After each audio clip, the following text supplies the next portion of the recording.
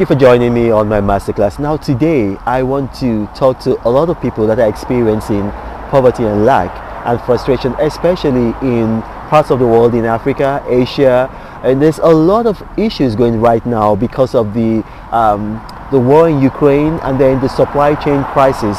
It's affecting a lot of countries. You know, in Nigeria, for instance, they've just had their highest inflation rate in about 7 years. The currency has collapsed. You know, it's lost. In fact, it's lost more than 80% of its value, and it's the same in so many African countries. I was in Cambodia, and there's a lot of suffering in Cambodia. Thailand is a bit better because of tourism. Tourism hasn't slowed into Thailand, but then Vietnam has that challenge. You know, Tanzania, I was in Tanzania, Kenya. A lot of people have this challenge, and I just want to explain something to you. You see, recently, I think I went to Tobago, and I wanted to get some mangoes in Tobago. I'd heard about Tobagan mangoes and then Tobagan pineapples, and I wanted to get some. And then they told me, oh no, you know, it's not the season. You know, we don't have mango and we don't have pineapples. But if you come later in the year, we're going to have them.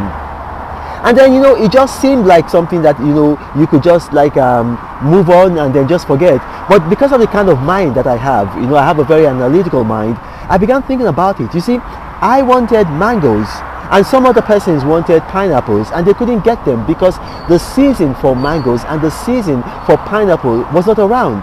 It's the same thing with you in your country going through these harsh and hard economic times.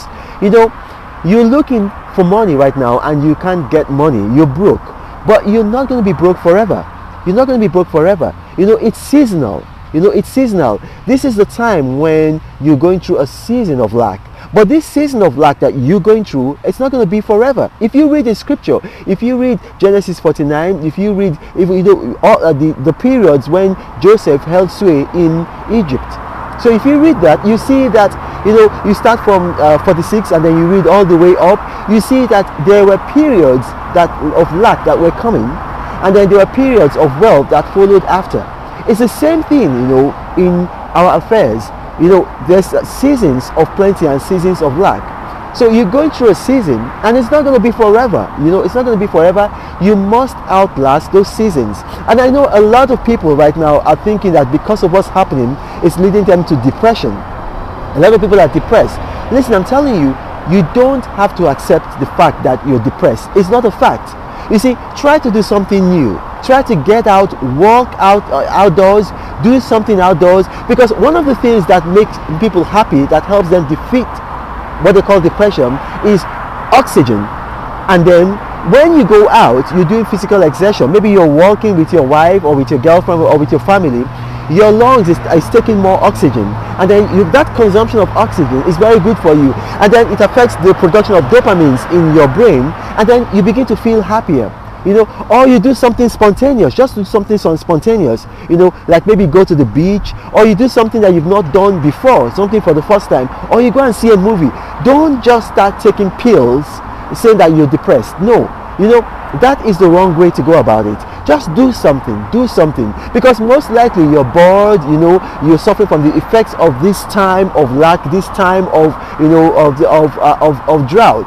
Just go out and do something. My name is Wena Omakri. If you've watched this and you have questions arising from it, you know, just put them. I will respond to each and every category. I might even respond to each and every comment, because these are dire economic times. Thank you for watching. This is the Apostle of Prosperity, and I say God bless you. Reno travels all around the world. I hope you get inspired about what you see. Apostle of greatness, Reno is a master. Only one man against the whole world in large. Fighting with the monsters, poverty I can't stand. That's why Reno is